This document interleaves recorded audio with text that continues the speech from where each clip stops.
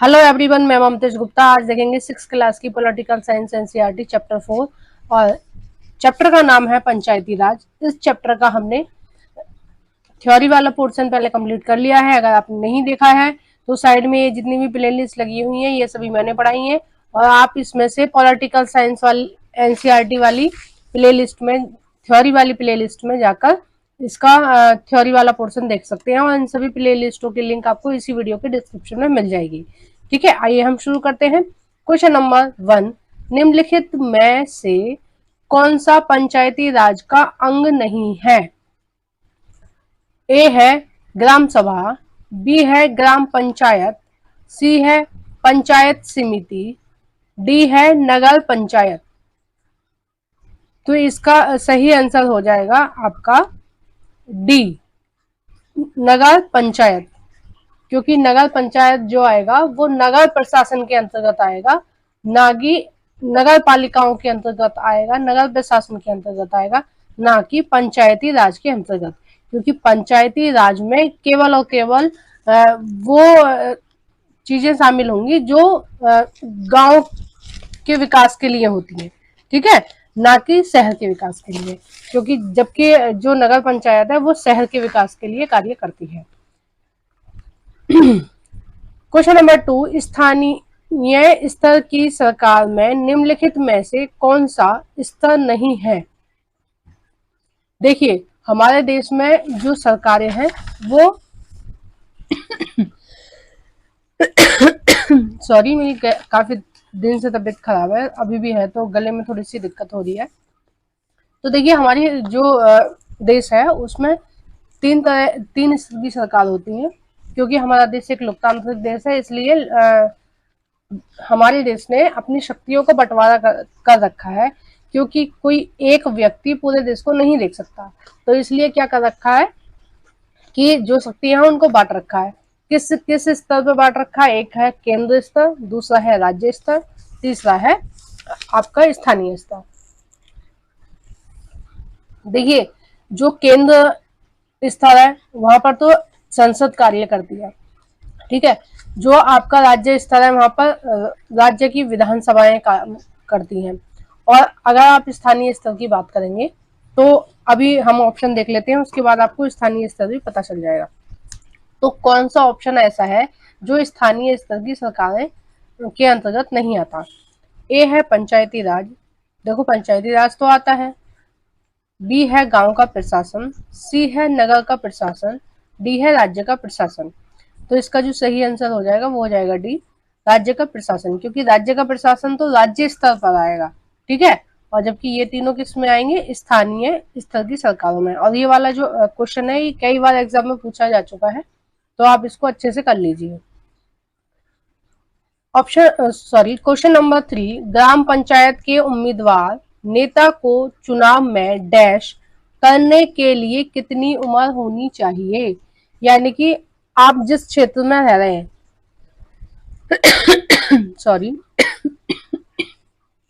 आप जिस क्षेत्र में रह रहे हैं उस क्षेत्र के लिए जो नेता खड़ा हुआ है, ठीक है, आपने सुना होगा आसपास में कि हमारे क्षेत्र से या हमारे जो वार्ड है उससे ये व्यक्ति खड़ा हुआ है ना। या फिर हमें जब चुनाव के लिए जब हमें वोट डालने जाना है, नेता को चुनने के लिए जब हमें वोट डालने जाना है, तो इस वाले नेता को डालने के लिए जाना है, ठीक है। तो जो व्यक्ति या जो नेता चुनाव लड़ता है या फिर जो प्रत्याशी या जो व्यक्ति या जो नेता चुनाव लड़ता है किसी भी स्थान का प्रधान बनने के लिए या एमएलए बनने के लिए या एमएलसी बनने के लिए, कुछ भी, ठीक है, उसके बारे में इन्होंने पूछा है कि कितनी उम्र होनी चाहिए। तो हम यहाँ पर बात कर रहे हैं पंचायती राज की, तो हमें केवल और केवल ये बताना है कि जो पंचायती राज के लिए उम्मीदवार खड़े होते हैं, नेता खड़े होते हैं अपने ही क्षेत्र से, तो उसकी उम्र लगभग कितनी वर्ष होनी चाहिए। जिन नेताओं को हमें वोट डालनी है तो वो कम से कम कितने वर्ष का होना चाहिए? वो होना चाहिए आपका 21 वर्ष का, यानी कि 21 वर्ष का व्यक्ति प्रधान बनने के योग्य है, ठीक है। और कई सारे राज्यों में जो प्रधान बनने की उम्र के साथ साथ उन्होंने 12th या 10th भी डिसाइड कर रखा है कि कम से कम इतना पढ़ा होना चाहिए, कि 10वीं पास होना चाहिए या 12वीं पास होना चाहिए। तो कम से कम उसकी उम्र कितनी होनी चाहिए? 21 वर्ष होनी ही चाहिए, जो गांव का प्रधान है। ठीक है, आइए देखते हैं क्वेश्चन नंबर 4। निम्नलिखित में से कौन सा कथन ग्राम सभा के लिए सही है? ए है, ग्राम सभा के सदस्यों की उम्र 21 वर्ष होती है। हम ग्राम पंचायत की बात नहीं कर रहे हैं, हम किसकी बात कर रहे हैं? ग्राम सभा की। ठीक है, हमने ऊपर किसकी बात करी? हमने ऊपर बात करी ग्राम पंचायत के नेता की। ठीक है, और अब हम बात कर रहे हैं ग्राम सभा की। तो ग्राम सभा में और ग्राम पंचायत में फर्क होता है। ये सब मैंने आपको थ्योरी वाले पोर्शन में कंप्लीट करा दिया है। अगर आपने नहीं देखी है तो मैंने आपको बताया, आप वीडियो पर प्ले लिस्ट में जाके, ठीक है, डिस्क्रिप्शन में लिंक दिया हुआ है, उस प्ले लिस्ट पे जाकर उसकी पहले थ्योरी देखिए, तब आपको ठीक से ये सारी चीजें समझ में आएंगी। ठीक है, तो ग्राम सभा के लिए कौन कौन सी कंडीशन होती है वो देखते हैं। ए है, ग्राम सभा के सदस्य की उम्र 21 वर्ष होती है। तो ये बिल्कुल गलत है, ये तो सरपंच की होती है। ठीक है, ये किसकी होती है? सरपंच की होती है, या जो वार्ड मेंबर खड़े होते हैं, जो चुनाव के लिए जो खड़े होते हैं, या जो उम्मीदवार अपना नामांकन करते हैं कि भाई हम चुनाव लड़ रहे हैं, तो उनकी उम्र कम से कम 21 वर्ष होती है। ठीक है, पंचों की या सरपंच की। जबकि जो ग्राम सभा के सदस्य हैं, वो ग्राम सभा के सदस्य वो लोग होते हैं जो पंच को और सरपंच को चुनते हैं। ठीक है, जो चुन रहे हैं, यानी कि गांव में जितने भी लोग 18 वर्ष से ऊपर के हैं, ठीक है, गांव में जितने भी व्यक्ति 18 वर्ष से ऊपर के हैं और जिनका वोटर लिस्ट में नाम है, जिनके पास कार्ड है वोट डालने का, ठीक है, वो होता है ना पहचान प्रमाण पत्र जो होता है, वो है, तो वो व्यक्ति कौन होंगे? वो ग्राम सभा के सदस्य होंगे, और उनकी उम्र कितनी होनी चाहिए? कम से कम 18 वर्ष होनी चाहिए, ना कि 21 वर्ष। बी देखते हैं, ग्राम सभा में एक सरपंच और उसके पंच होते हैं। बिल्कुल गलत। ग्राम सभा में क्या होता है? ग्राम सभा में वह सभी व्यक्ति आते हैं जो 18 वर्ष से ऊपर के होते हैं और जिनका वोटर लिस्ट में नाम होता है। ठीक है, ऑप्शन नंबर 3 सी है, ग्राम सभा के सदस्य ग्राम पंचायत के सदस्यों को चुनते हैं। ग्राम सभा के सदस्य ग्राम पंचायत के सदस्यों को चुनते हैं। अब ग्राम पंचायत के सदस्य कौन से हो गए? सरपंच हो गया और पंच हो गए, यानी कि प्रधान हो गया और वार्ड मेंबर हो गए।